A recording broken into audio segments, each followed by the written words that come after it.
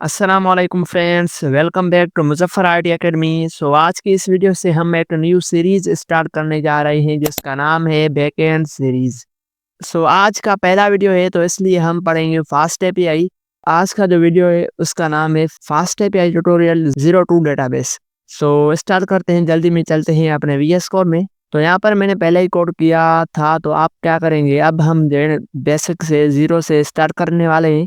तो सबसे पहले कौन सी कमांड रन करनी है, सारी चीज़ें मैं जो है ना सारी चीज़ें जो है ना मैंने अपने गिटहब पे अपलोड कर रखी हुई है। रिपॉजिटरी में आएँगे और देन जो है ना मैंने एक न्यू रिपो क्रिएट की है जिसका नाम है वैकेंसी GIIC क्वार्टर 4। तो जैसे आप इसमें अंदर आएँगे तो यहाँ पर आपको एक फ़ाइल मिलेगी फास्ट एपीआई ट्यूटोरियल। इस पे आप जैसे क्लिक करते हैं तो आपके सामने एक अच्छा सा ट्यूटोरियल ओपन हो जाएगा जो कि हमें सर हमज़ा सैयद ने दिया था। और मैंने इसको एक्सटेंड भी किया है सिंपल अल्फाज़ों में। जल्दी-जल्दी में स्टार्ट करते हैं। सबसे पहले आपके पास जो है ना पाइथन होनी चाहिए इंस्टॉल 3.11 प्लस होनी चाहिए, ठीक है? और उसके बाद पाइथन का बेसिक नॉलेज वैसे भी आप लोगों को है क्योंकि आप सब लोग PIIC एंड GIIC के स्टूडेंट ही होंगे मेरे ख्याल में। तो सही बात है। और उसके बाद जो है ना हमें क्या करना चाहिए, सबसे पहले स्टेप 1 यहाँ पर लिखा हुआ है कि आपको जो है ना आपके सेटअप में, आपकी मशीन में यूवी का जो है प्रोजेक्ट या फिर यूवी जो है ना इंस्टॉल होनी चाहिए। तो आप सब लोगों ने क्वार्टर 3 में पहले यूवी इंस्टॉल कर ली थी, तो अच्छी बात है। तो हम जो है ना नीचे आते हैं, हम करेंगे यहाँ से स्टार्ट। ठीक है, मैं अभी आराम-आराम से आप लोगों को सब समझाऊँगा कि क्या करना है, कैसे करना है, सारी चीज़ें क्लियर करूँगा। सबसे पहले यहाँ पर लिखा हुआ है कि यूवी इनिट और ये जो नाम लिखा हुआ है, तो हम क्या करते हैं यहाँ पर आते हैं। मैंने वैसे ये काम करके रखा है, तो अब जो है ना यहाँ पर मैं टर्मिनल ओपन करता हूँ और देखो मैंने बैकएंड के अंदर मैं GIIC के फ़ोल्डर में हूँ। तो आपको क्या करना है, जैसे मैं करूँ वैसे आपको रिपीट करना है, ठीक है? अब देखो हमें एक न्यू प्रोजेक्ट क्रिएट करना है जिसका नाम है यूवी इनिट करेंगे और उसका नाम जो है ना हम रखेंगे, फ़िलहाल मैं रखता हूँ यूट्यूब यूट्यूब एंड इसके बाद एपीआई, ठीक है? यूट्यूब की एपीआई बनाएँगे ना, क्योंकि हम अच्छे डेवलपर बन गए हैं, तो इसको एंटर करेंगे और सामने आपके यहाँ पर जो है ना एक फ़ोल्डर क्रिएट हो गया है, एम्प्टी है। इसके अंदर सिर्फ़ 4 फाइल्स पड़ी हुई हैं। फ़िलहाल जो है ना मैं क्या करता हूँ, ये जो फ़ोल्डर है और बाकी 2 फाइल्स हैं इसको मैं हटा देता हूँ। मैं सिर्फ़ डायरेक्ट वीएस कोड को जो है ना सीधा यहाँ इस तरह करके यूट्यूब के अंदर जाके मैं इस तरह ओपन करता हूँ ताकि आप लोगों को सही से समझ आ जाए, ठीक है? हो गया ये। अब मैं इसको करता हूँ रिमूव और ये हो गया रिमूव।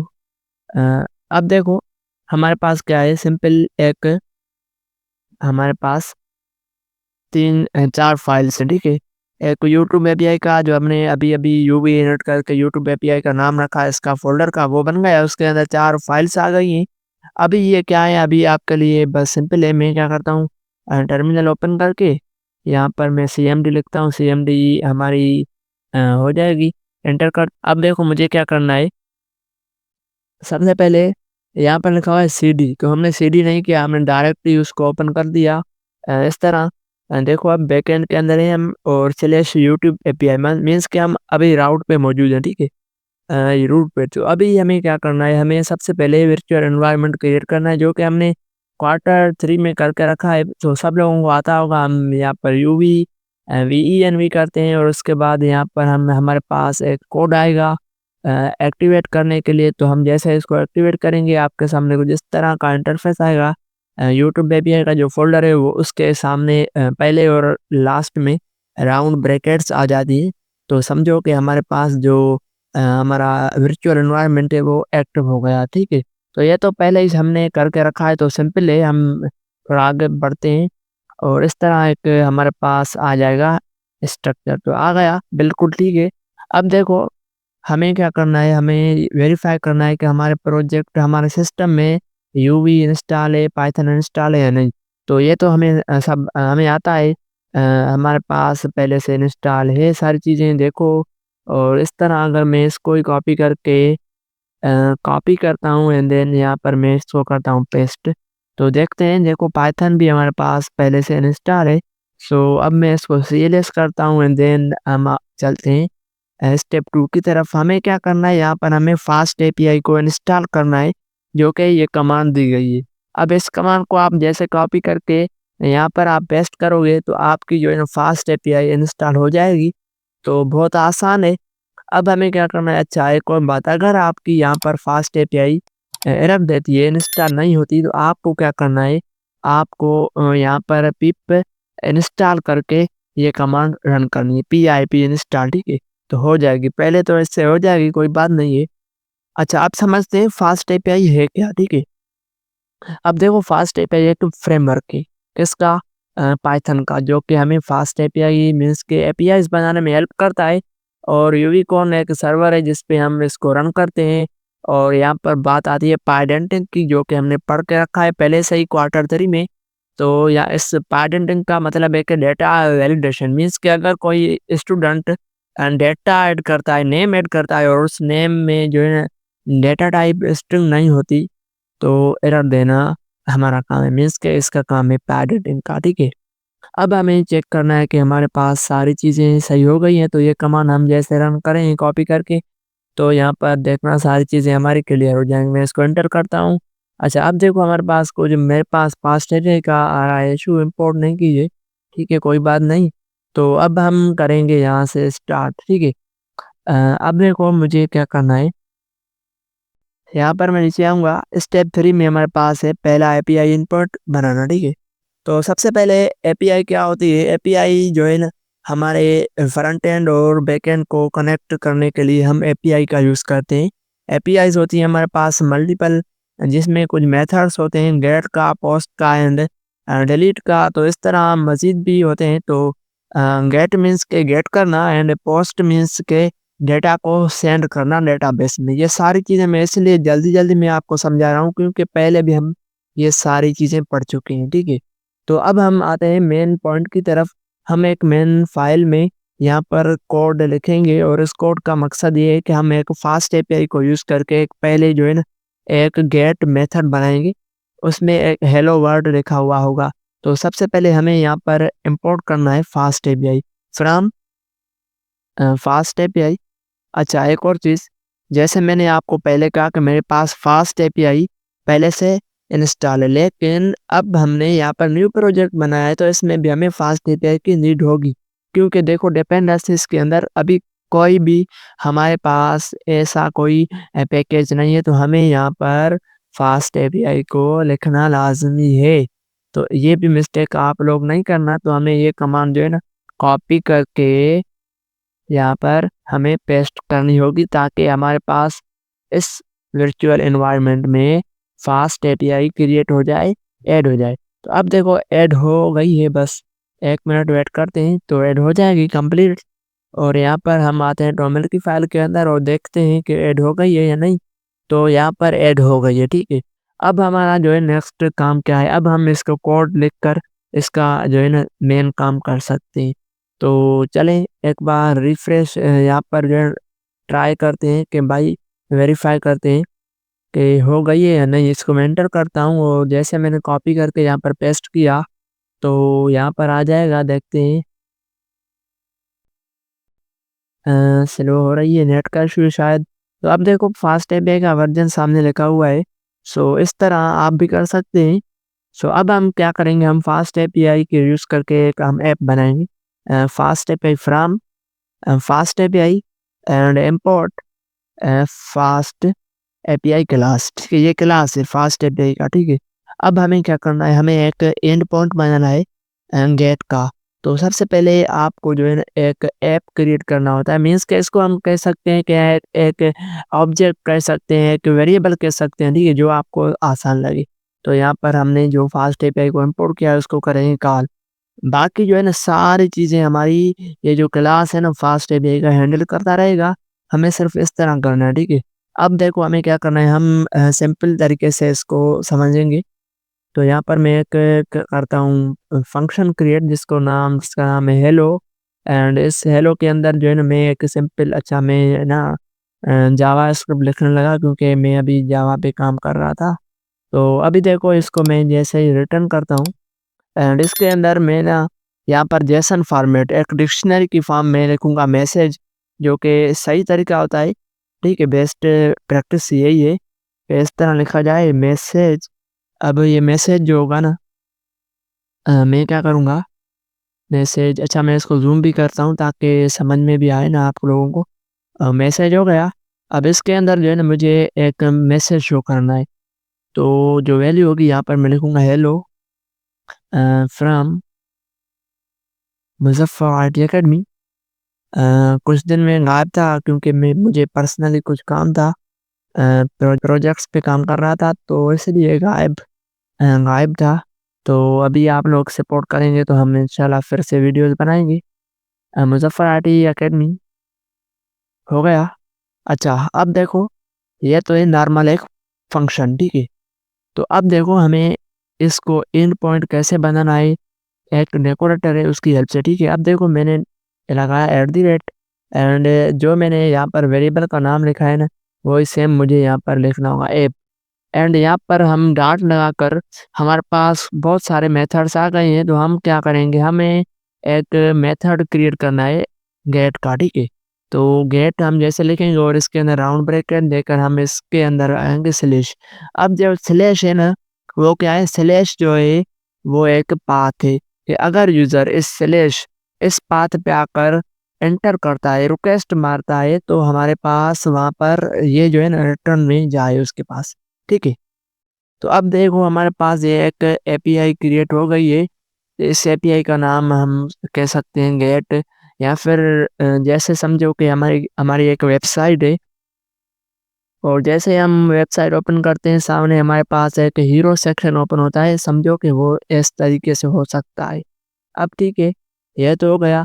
अब हमें क्या करना है, हमें इस प्रोजेक्ट को रन भी करना है। तो सारी चीज़ें मैंने इस रिपो के अंदर समझाई हुई है। रिपो की लिंक भी मैं अपने डिस्क्रिप्शन में ऐड कर दूँगा। तो जैसे हमने ये बना लिया तो क्लियर है। अब हमें क्या करना है, कुछ समझना है। तो मैंने आपको समझा लिया कि भाई फास्ट स्टेप है, क्या है, ऐप क्रिएट करता है, ये एक राउट डिफाइन करता है, ठीक है? राउट मीन्स के समझो पाथ, ठीक है?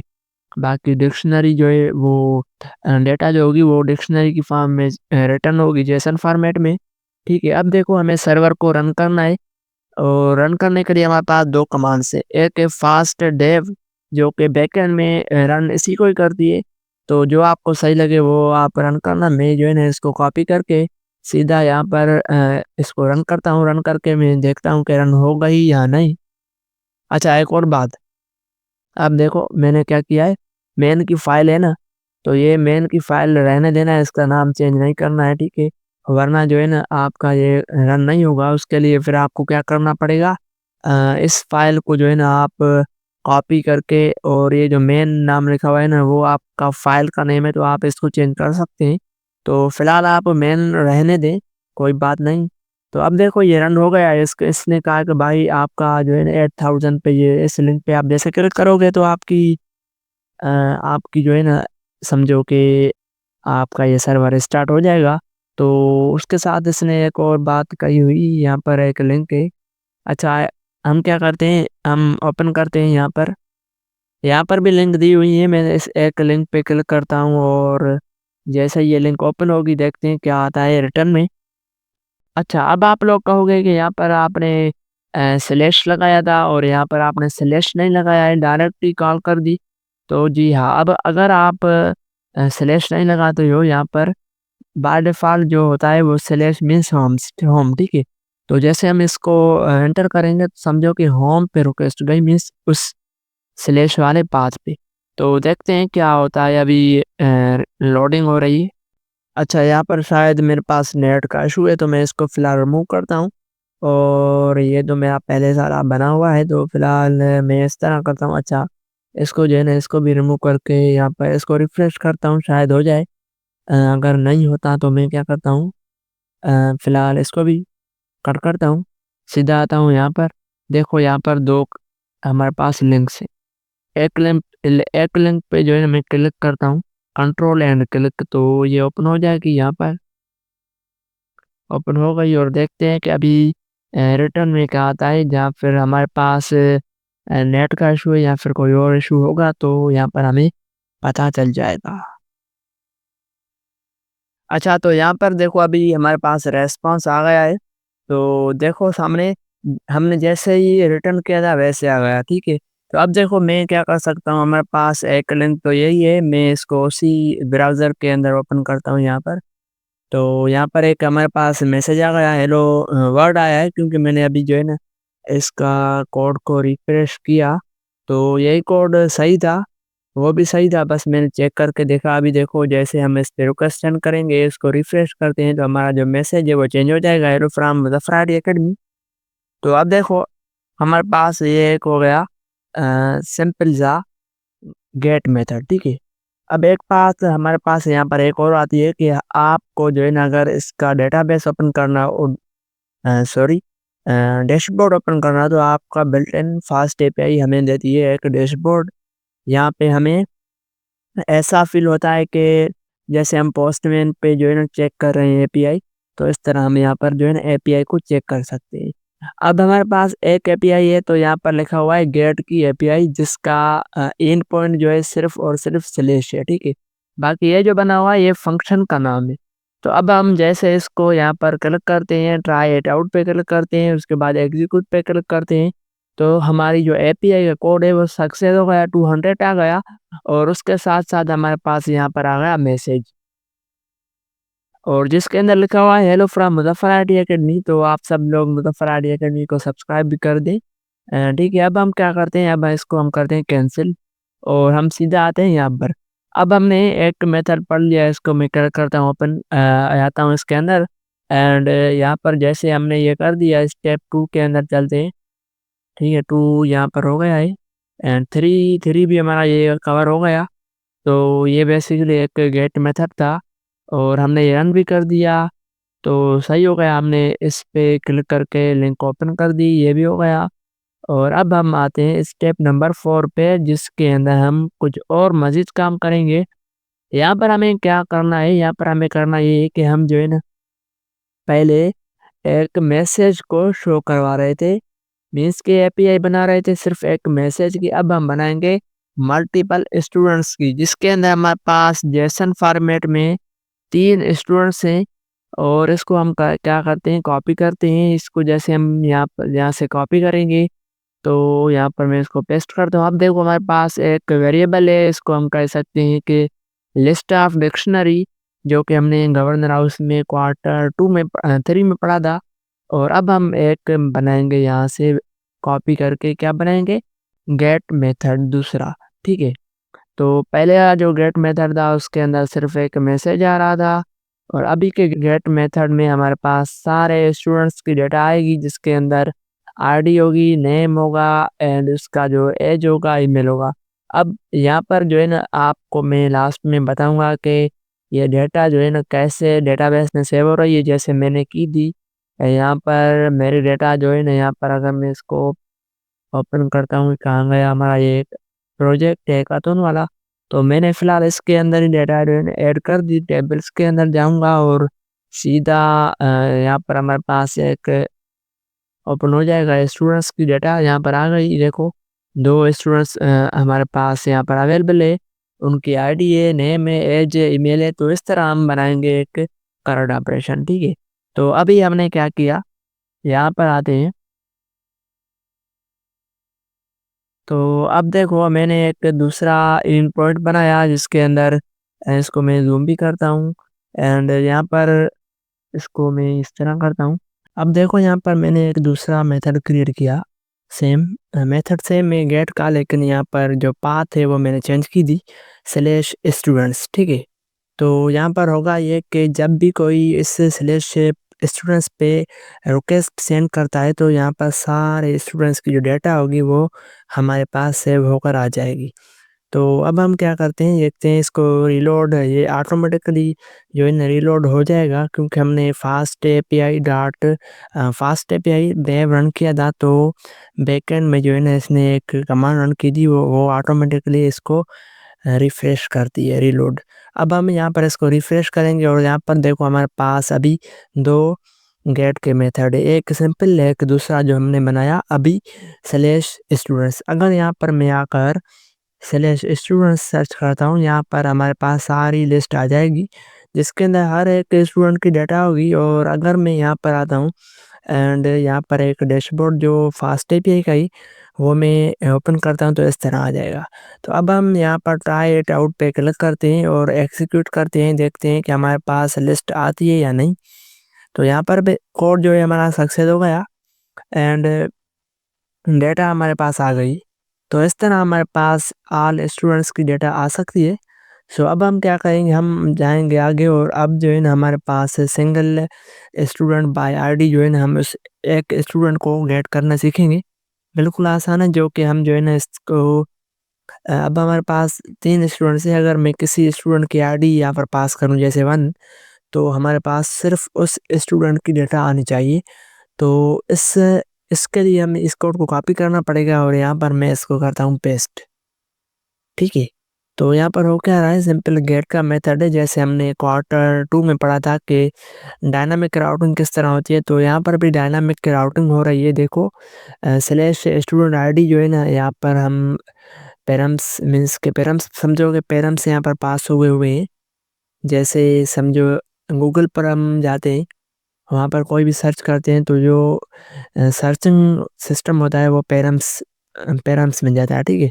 तो इस तरह यहाँ पर हम सर्च करेंगे स्लैश स्टूडेंट्स एंड उसकी आईडी, तो इस तरह हमारे पास हर एक स्टूडेंट की डेटा होगी, वो हमारे पास आ जाएगी। और यहाँ पर चेक हो रहा है कि जो स्टूडेंट आईडी है, वो आईडी क्या वो उस पैरम से मैच हो रही है?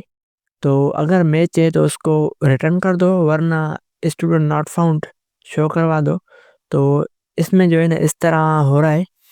सो जैसे हम इसको रन करेंगे तो वहाँ पर भी मैं आपको दिखाता हूँ कि किस तरह जो है ना हमारे पास स्टूडेंट शो हो रहा है। तो यहाँ पर हम आएंगे और इसको जो है ना पहले हम रिफ्रेश करेंगे और अब हम जो है ना इसको यहाँ से क्लिक करके मैं आता हूँ यहाँ पर गेट स्टूडेंट आईडी। इसको हमें जो है ना करना पड़ेगा ट्राई इट आउट, ताकि हम एक स्टूडेंट को जो है रिटर्न करवा सके, सर्च कर सके, ठीक है? तो यहाँ पर देखो फास्ट एपीआई का जो है ना कमाल, इसने जो है ना स्टूडेंट आईडी को रिकॉर्ड कर दिया है खुद ब खुद, ताकि हमें वैलिडेशन लगाने की नीड ना हो, ठीक है? तो ये है फास्ट एपीआई का पावर। तो इसको हम करते हैं ट्राई इट आउट एंड यहाँ पर मैं देता हूँ 1। इसको मैं रन करता हूँ एंड देखते हैं कि हमारे पास 1 आईडी किस स्टूडेंट की मौजूद है। तो यहाँ पर सक्सेस हो गया एंड आईडी 1 में अली खान मौजूद है। उसकी एज, उसकी ईमेल आ गई है। अब हम जो है ना चलते हैं वापस। यहाँ पर हम देते हैं student number ID number 3 and check करते हैं कि क्या मौजूद है या नहीं। तो आ गया। अब हम यहाँ पर करते हैं आईडी नंबर 4 और अगर स्टूडेंट नहीं होगा तो लिखा हुआ आएगा स्टूडेंट नॉट फाउंड। तो अब हम आते हैं स्टूडेंट क्रिएट करना सीखते हैं कि किस तरह हम स्टूडेंट क्रिएट कर सकते हैं। मीन्स के पोस्ट मेथड, मीन्स के ये जो है ना बहुत इंपॉर्टेंट है, जो कि डेटा को कहीं भी सेंड कर सकता है। तो यहाँ पर हमने इसको पेस्ट किया और पायडेटिंग की जो है ना, ये एक बहुत पावरफुल वैलिडेशन के लिए हम यूज़ करते हैं, जो कि हमने क्वार्टर 3 में पढ़ा था। और यहाँ पर ये है हो रहा है कि हमने एक क्लास बनाई, समझो कि एक स्कीमा है। क्लास मीन्स के जो एक डेटा आएगी उसकी टाइप डिफाइन करने के लिए हमने यहाँ पर क्लास बनाई स्टूडेंट के, ठीक है? और यहाँ पर एक पोस्ट मेथड है। जब यूज़र इस लिंक पे आएगा, रिक्वेस्ट सेंड करेगा, तो ये उससे पूछेगा कि भाई आपको 3 चीज़ें पास करनी होगी, नेम एंड एज और ईमेल भी। तो आप जो डेटा सेंड करोगे वो हमारी पोस्ट हो जाएगी डेटाबेस में। लेकिन इस कोड में डेटाबेस हमने कनेक्ट नहीं किया है, तो वो आगे जाकर हम कर लेंगे। फिलहाल समझो कि लोकल स्टोरेज में डेटा जो है ना हमारी सेव हो रही है, ठीक है? तो अब हम क्या करते हैं, तो यहाँ पर देखो मैं आपको एक रिव्यू करवाता हूँ कि कोड में हमने क्या-क्या किया था। तो इस तरह हमने सिर्फ़ 3-4 जो है ना मेथड क्रिएट किए। मेथड 2 थे, सिर्फ़ 3-4 हमने पाथ क्रिएट किए, ठीक है? तो अब हम जो है ना हमारा जो बेसिक था वो क्लियर हो गया है। अब यहाँ से हम जो है ना आगे बढ़ेंगे और पहले इसको चेक करते हैं। कि किस तरह काम करता है और फिर हम जो है ना एक प्रोडक्शन लेवल समझो कि डेटाबेस में डेटा को ट्रांसफ़र कर रहे होंगे और समझो एक फुल करंट करंट ऑपरेशन, ठीक है?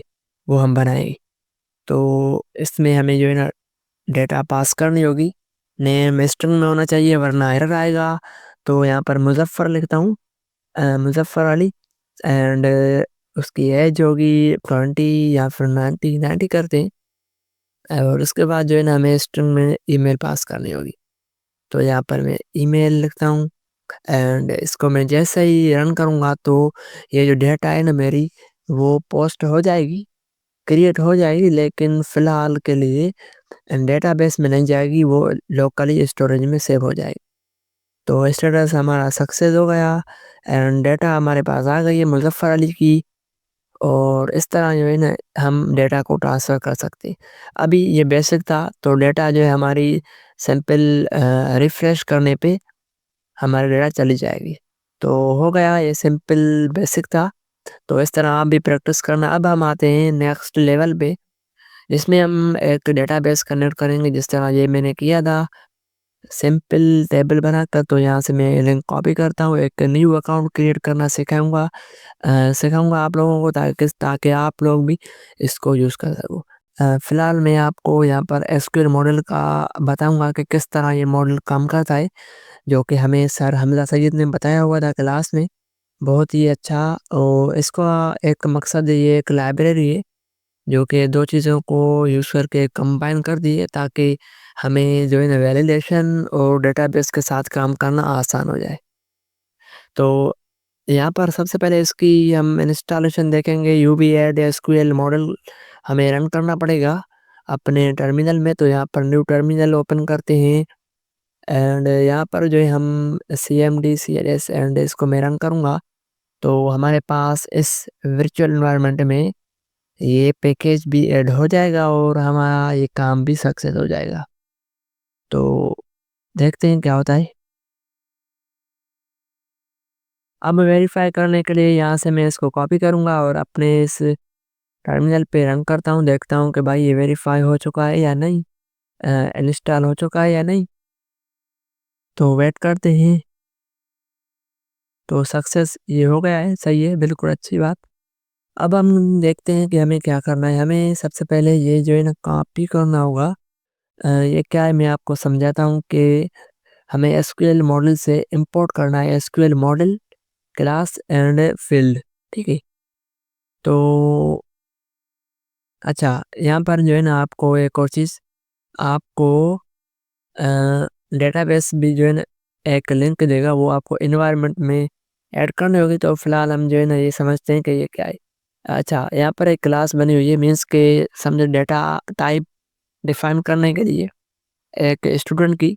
और जो डेटा होगी, डेटा हमारी कहाँ जाएगी, एसक्यूएल मॉडल में। मॉडल का यूज़ करके टेबल बनेगी। Table means true.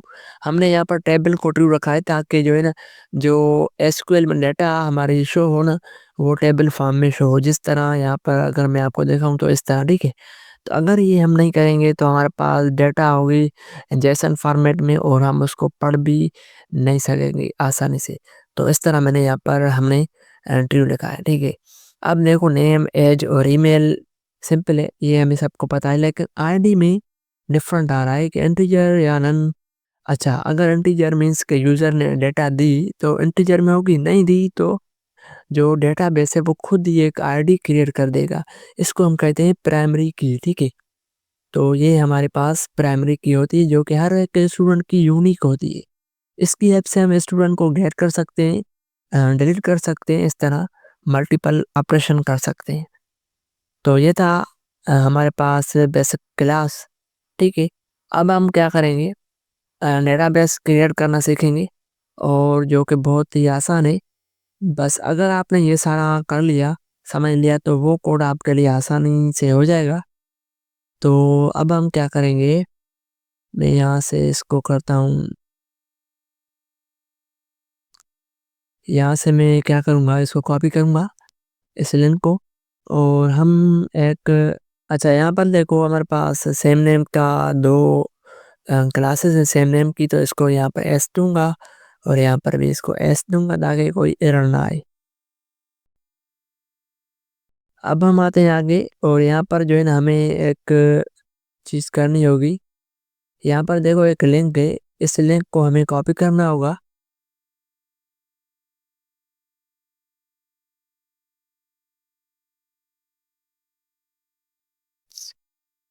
अब मैं एक न्यू अकाउंट क्रिएट करूँगा ताकि आप सब भी देखकर एक न्यू अकाउंट क्रिएट कर सके। तो यहाँ पर मैं इसको पेस्ट करता हूँ और देखते हैं क्या होता है। मैं करूँगा यहाँ पर साइन अप पे क्लिक और जैसे ही साइन अप पे क्लिक करूँगा तो हमारे सामने कुछ इस तरह का इंटरफेस आएगा और मैं करता हूँ गूगल पे क्लिक, क्रिएट विथ गूगल। तो जैसे ही मैं सिलेक्ट करूँगा, ओके करूँगा, तो ये जो है ना मुझसे कुछ वेरिफिकेशन मांगेगा। तो अब मैं अपने मोबाइल ओपन करूँगा और इसको मैं करता हूँ यस एंड इसको सिलेक्ट करता हूँ ताकि वेरिफिकेशन हमारी कंप्लीट हो जाए। आपके पास भी कुछ इस तरह की वेरिफिकेशन आएगी और आप भी इस तरह करना। देन जो है ना आप आगे क्या करना है वो मैं आपको बताता हूँ।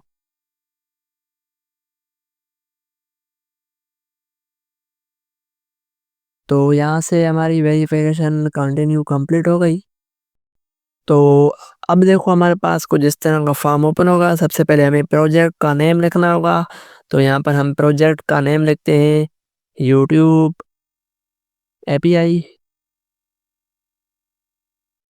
अब हमें यहाँ पर AWS का क्लाउड यूज़ करना है तो इसको सिलेक्ट करेंगे एंड देन जो है ना हम क्रिएट प्रोजेक्ट पे क्लिक करते हैं।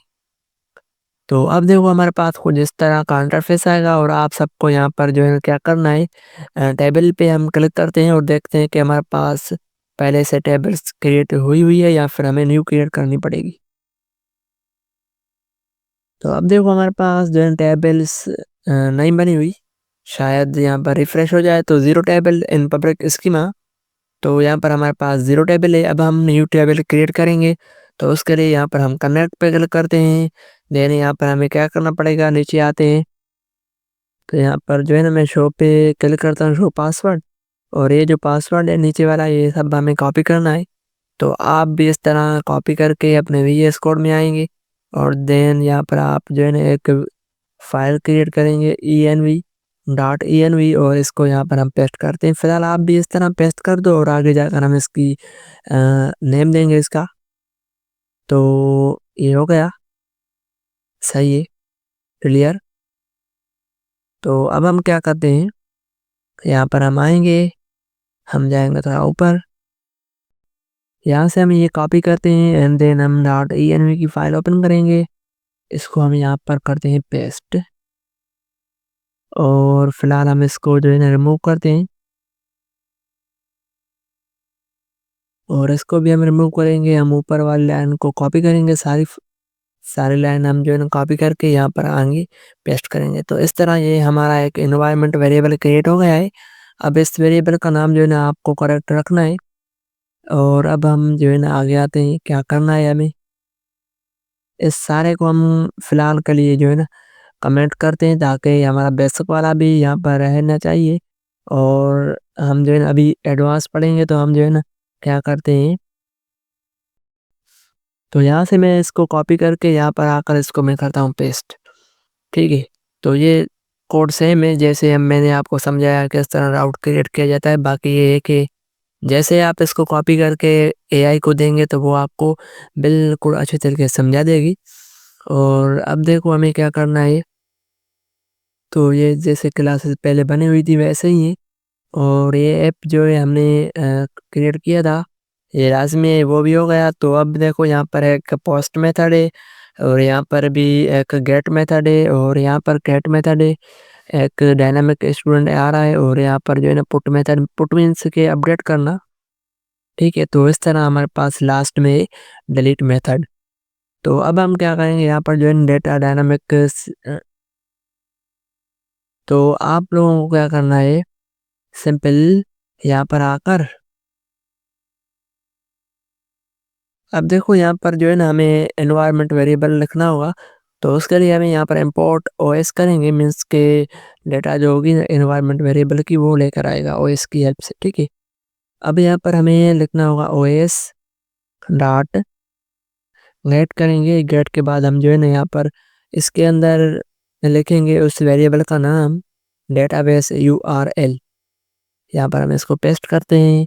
तो यहाँ पर एक एरर आ रहा है, तो इस एरर को सॉल्व करने के लिए हमें क्या करना पड़ेगा, यहाँ पर हमें मेरे इस पे क्लिक करते हैं बैकएंड सीरीज GIS क्वार्टर 4 पे, और इसके अंदर हम स्टूडेंट API के अंदर आते हैं और यहाँ पर हमारे पास main.py की फाइल है। इसके अंदर हम आएंगे क्लिक करके, तो यहाँ पर हमारे पास कोड होगा।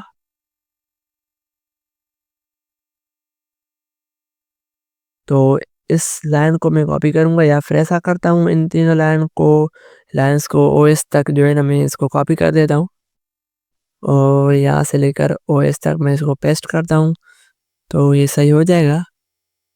तो अभी यहाँ पर जो है ना हमें इंपोर्ट OS करना पड़ेगा और ये एरर चला गया, तो अब सही हो गया है। ये जो नेम है आपको सही करेक्ट देना पड़ेगा। डेटाबेस URL यहाँ से सेम होना चाहिए वरना एरर आ सकता है। सही हो गया, अब हमारा सारा काम क्लियर हो चुका है और यहाँ पर देखते हैं कि हमारा जो सर्वर चल रहा था क्या वो अभी भी चल रहा है या फिर स्टॉप हो गया है। तो यहाँ पर हमारा सर्वर चल रहा है, बिल्कुल सही है। अब हम आते हैं यहाँ पर और इसको करते हैं हम रिफ्रेश करेंगे। तो यहाँ पर देखो हमारे पास जैसे हम इसको रिफ्रेश करते हैं देखते हैं क्या होता है। तो हमारे पास एक कंप्लीट करंट ऑपरेशन क्रिएट हो गया जिसके अंदर 2 गेट के मेथड है, एक पोस्ट का, एक अपडेट का, एक डिलीट का। तो अब हमें क्या करना पड़ेगा देखते हैं आगे। तो अब यहाँ पर देखो डेटा आ रही है, तो अब हमें डेटा आनी चाहिए हमारे पास इस प्रोजेक्ट में। टेबल के अंदर चलते हैं, तो टेबल के अंदर हमारे पास स्टूडेंट का डेटा नहीं आया लेकिन एक स्कीमा क्रिएट हो गई है, एक टेबल आ गई है नाम टेबल का स्टूडेंट की डेटा। लेकिन अब हम एक डेटा को यहाँ पर करेंगे क्रिएट स्टूडेंट। तो देखते हैं कि हमारे पास डेटाबेस में डेटा आता है या नहीं। तो जैसे ही मैं इसको यहाँ पर नाम दूंगा मुजफ्फर अली एंड एज लिखूंगा मैं यहाँ पर 19 एंड यहाँ पर मैं ईमेल लिखूंगा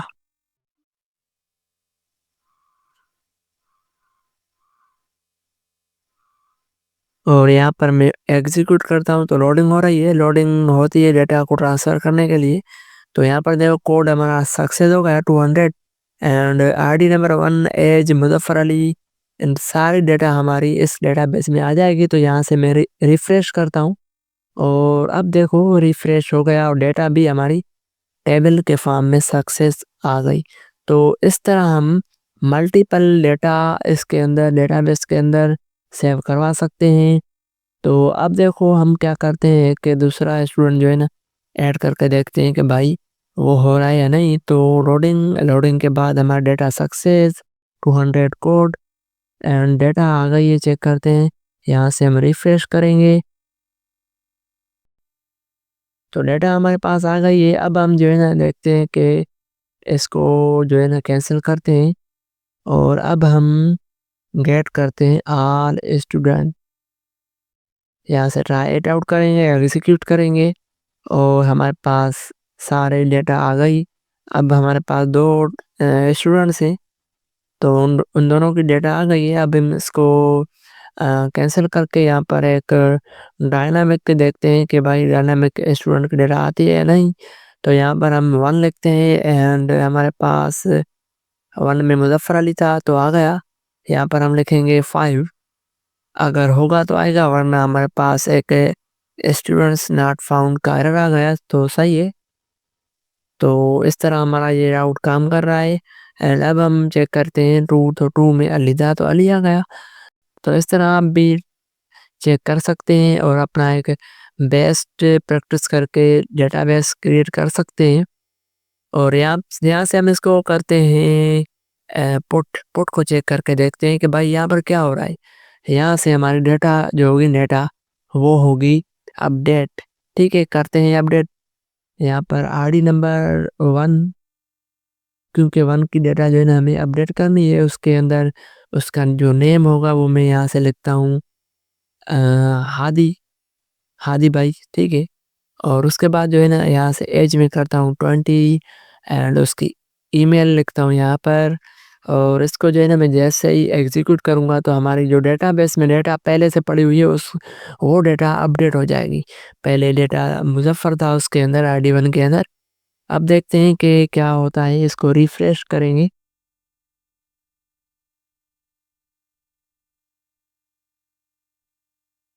तो अब देखो हमारे पास आईडी 1 के अंदर आदि आ गया, मीन्स के डेटा अपडेट भी हो गई। तो कितनी जो है ना कितना आसान तरीके से हमने सीख लिया कि करंट ऑपरेशन किस तरह काम करता है।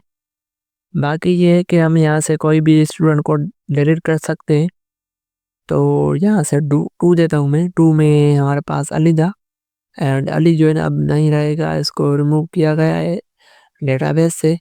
तो यहाँ से रिफ्रेश करके देखते हैं कि भाई अली रिमूव हुआ है या नहीं। तो ये गया।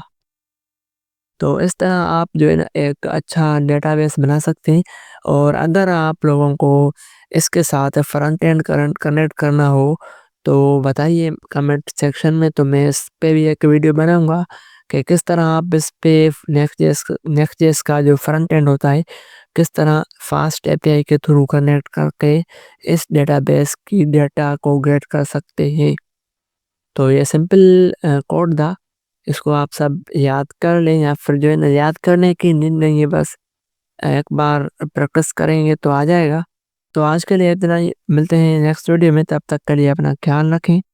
अल्लाह हाफ़िज़।